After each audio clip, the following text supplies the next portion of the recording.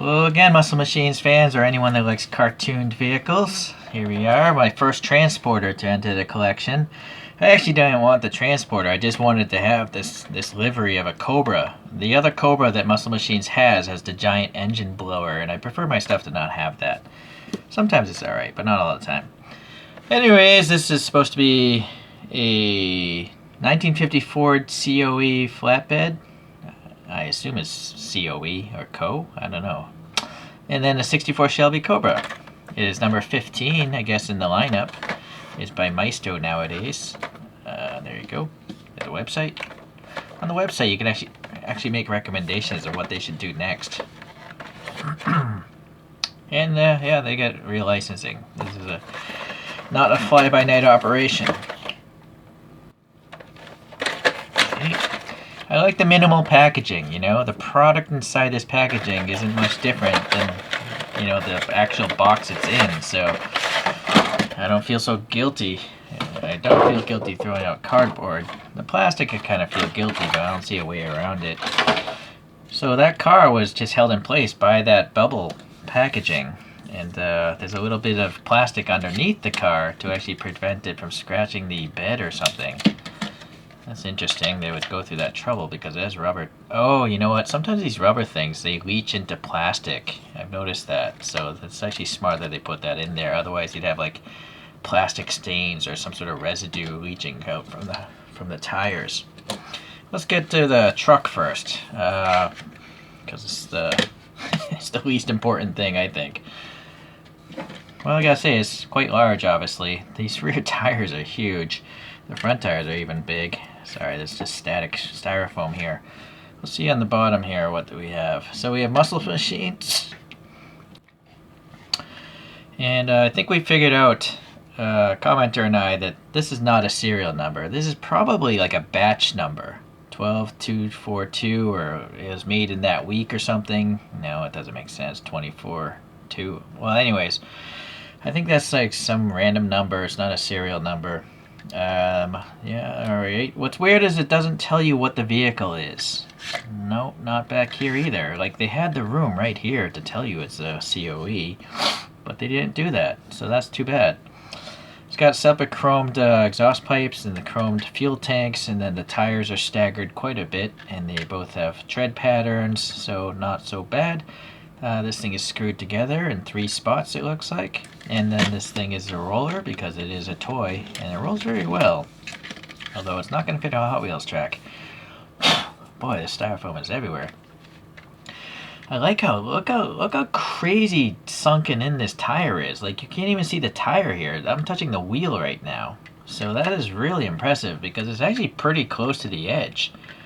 So good tolerances there for Muscle Machines. Good production tolerances where it's not scraping.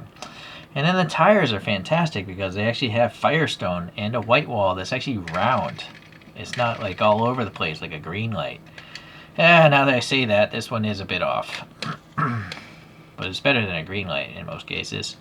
Alright, so that's good. There's a really thin, as part of the plastic base, footstep here.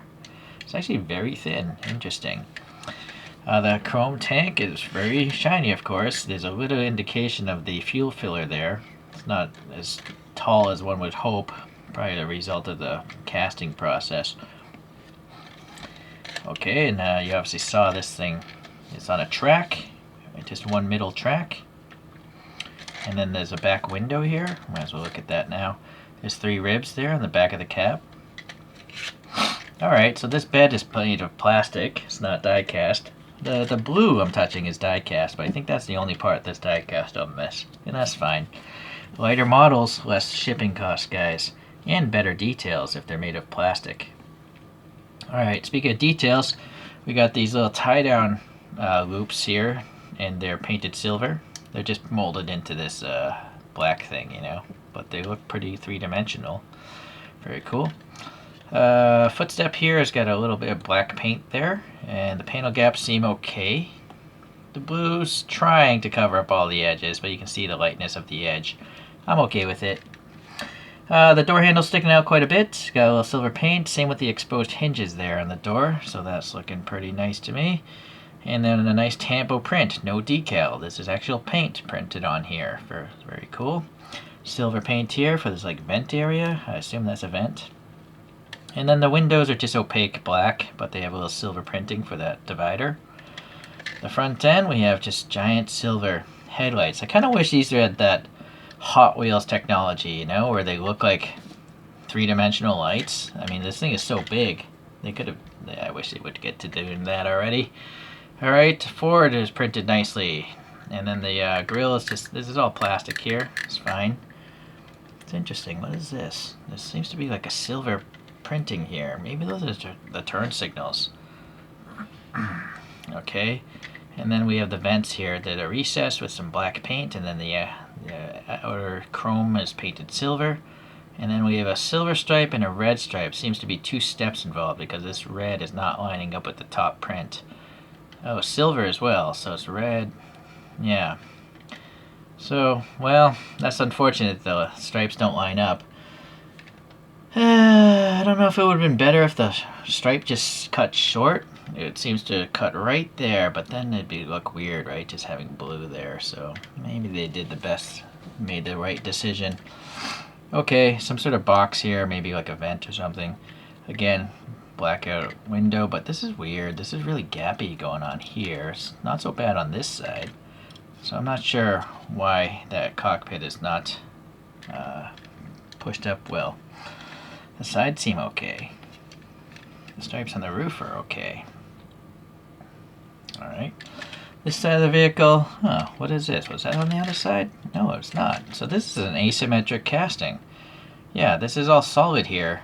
And it's got some, I don't know, leave a comment if you know. But this side clearly is like hollow here, so it's different. Alright, so that's nice. And also, there's a bump here and a bump, like maybe a handle there. Oh, there's just a handle on this side. So what is this thing? Maybe that's a oil filler or additional fuel tank or something. Alright, well, interesting. I should have probably pulled up a photo of this truck. Alright, the wheels back to this. We got some lug nut details, and it's not, you know, it's an appropriate amount of lug nuts. It looks like 10, right, instead of 5. And then the actual holes in the wheels, there's 5 openings there, so that's nice. The tires, oh, these are totally, they're not trapping the wheel, so there is air passing through. You can maybe see a little bit of light right there in that opening, so they're passing air, okay. And so the rears are doing the same. I can see the chrome exhaust through the bottom holes there. Alright, this is better printed. Only this tire seems to be, this is the worst tire, but it's even not that bad. Alright, going to the back, we have 2 recessed tail lights with red and a silver ring. This ring is raised, so easy for them to print, I guess. So nice. No license plate though. And then, yeah, the exhaust tip ends are really nice because they're quite deep and they're very round. For plastic, that's really good. There's also some ribbing here for like the axle end there, the differential cover or whatever. And then there's some spring, leaf spring details. Alright, and then the back of the bed, I didn't even notice, we got a crosshatch pattern here. Would have been cool if that was hollowed out, you know? Even if, like, make the frame super thick and just have this all open air, so then you could see the rear window. But I guess that wasn't meant to be. It's got wheel stops here, and then a diamond plate pattern, so that's pretty good. Oh, this also carries over on this side. Yeah, it would have been cooler if they just had that open. Oh well. What is this? Yeah, more of that static styrofoam. So, you can see the ramp, it is just resting on the ground, so that makes sense. And then you take this Cobra and, well, so the wheel chock, I think the wheel chocks could have been taller, right? Because clearly they're not tall enough to trap the rear tire, nor the front tire, because it's a heavy model being die-cast. So that's too bad. It would have been cool. They could have easily, they had the room, right? They could have just moved the wheel thing back here and then made it 3 times as tall. So, yeah, see, that's not good either, right? If this is a toy meant to be played with, I think most kids and adults would want to have that thing left on the left on there, right? Sorry, all the styrofoam is bothering me. All right, well, anyways, that was just an accessory to what I really wanted, and that is the Cobra itself. So I have one like this by Kyosho, and I spoke about this car when I reviewed the Kyosho. If you want to look up that video in my Kyosho playlist. All right, first thing I noticed is the plastic exhaust is dimpled here. Very nice. It's interesting that it's black though, not chromed. Like, I mean, I think everyone knows this thing has like shiny exhaust usually, right? All right, well, anyways, the Firestone on these tires is good because there's no white wall, so it looks centered properly. The wheels do look like those, I think they're Hella brand wheels that the Cobra ran. Please leave a comment if you know better. I'm just guessing. So it's nice that the wheel rim is silver, but then the centers are black, and the black is painted pretty well. It's very circular, you know, it's not off. It's pretty good. There's also lug nut details there, 5 lug nuts, and also a center cap there. Same with the front, same details. One thing I'm not a fan of is the front looks like it has a giant disc brake here. There is a little gap there, but I think it'd be just better off without even attempting to have a disc brake because, I mean, the disc brake here is black, and it wouldn't be black on a 1960s type of car. Right, carbon brakes weren't invented yet, I don't think. Maybe on airplanes. Alright, so venting on the door is okay.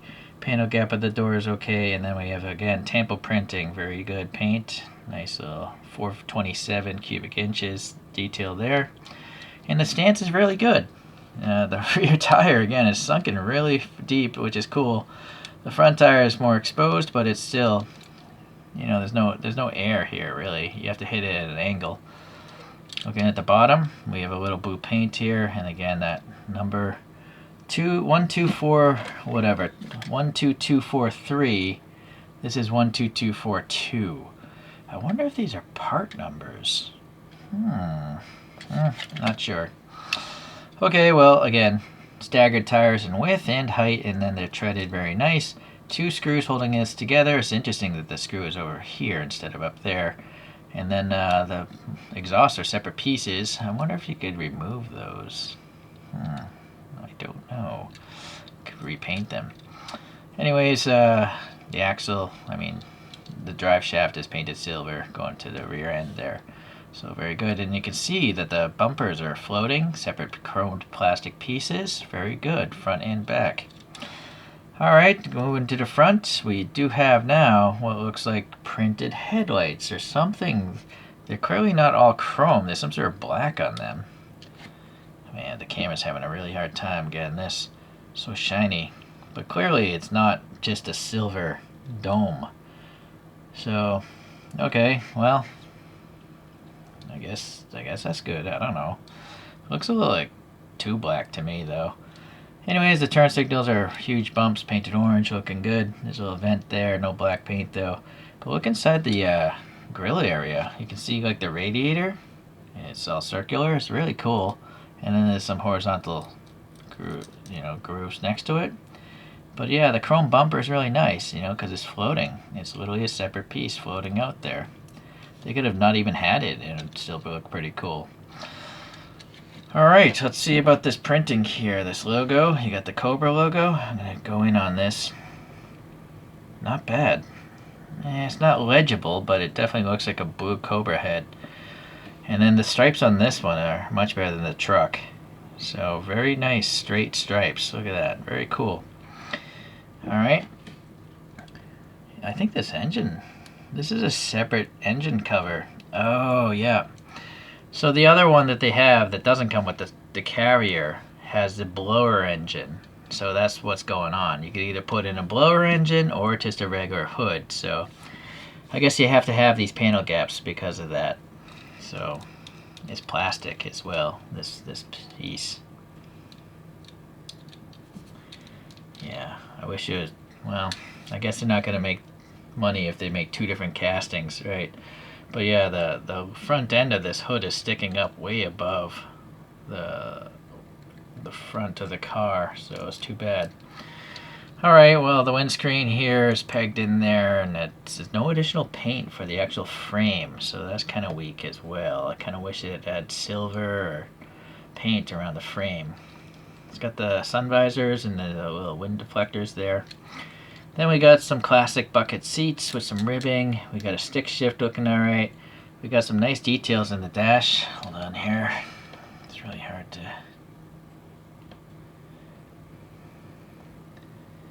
Yeah, I don't think you can ask for anything more than that dashboard. Looks pretty good.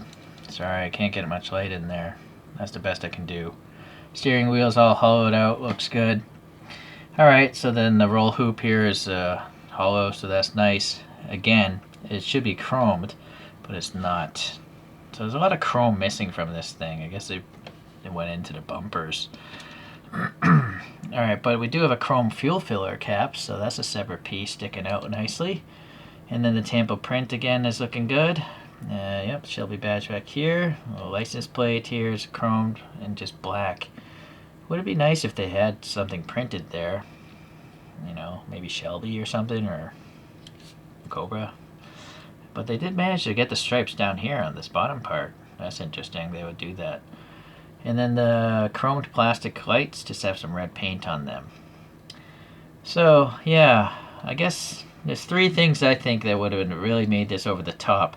That being chrome exhaust, the chrome roll hoop, and then silver or chrome for the window surround. Then it would actually be pretty realistic looking as far as the amount of details go. But muscle machines aren't that expensive, so you gotta, you know, accept that it's not gonna have everything. Let's look at a few other things, actually. Before I bring out the other stuff, you know, anyone with a display cabinet might want to know this, but the overall length of this truck is 13 centimeters, or a little bit over 5 inches. The height with the car seems to be like 5.5 centimeters, or like 2¼ inches. So, granted, they have different cars and different carriers, so keep that in mind. This might actually be a smaller carrier. So if you have a certain cabinet to work with, you might have to ask other channels. Alright. So you see the platform is canted forward, so it's keeping the car forward. But I do really think the wheel chocks should have been bigger. Even better would be have holes and separate wheel chocks you can add and remove. Like one piece, it looks like two or something. I guess poster putty would work just as well. Alright, so Muscle Machines wise, here's another classic car, which comes on a carrier itself, this one, but they have a green one of this on a carrier, I believe. And see, again, the wheels, they look weird because they have the disc brake circle, but you know, there's no such thing as a gold brake rotor, right? It would be better without it. But this is great because that's the car that won the 24 Hours of Le Mans back in the day. Alright, let's see some other Cobras. So here's the Kyosho one, and it's the same livery. So this is a real car. I remember when I reviewed this, there was a photograph of this thing at some museum, I believe in California. But you notice this one actually has like the racing bumpers that takes on like a jack stand or something like that. And the windshield's totally different. It's got this little thing instead of a full one. Alright, well anyways, that's what a 1/64 scale looks like. It's quite a bit smaller than the Muscle Machines. Here's the last one I have is Hot Wheels Fatbacks. They didn't quite get the number the same. Maybe they did on the first run, or maybe this is the first run, I'm not sure. I 3D printed my own wheels because the Fatbacks wheels were just super obnoxious.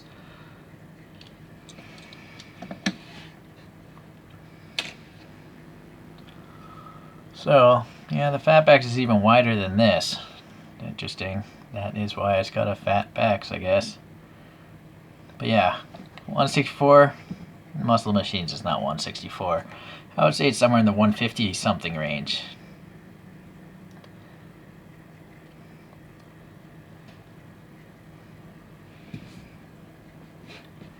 Alright, I guess that's it for the comparisons. Let's just let these two sit like that.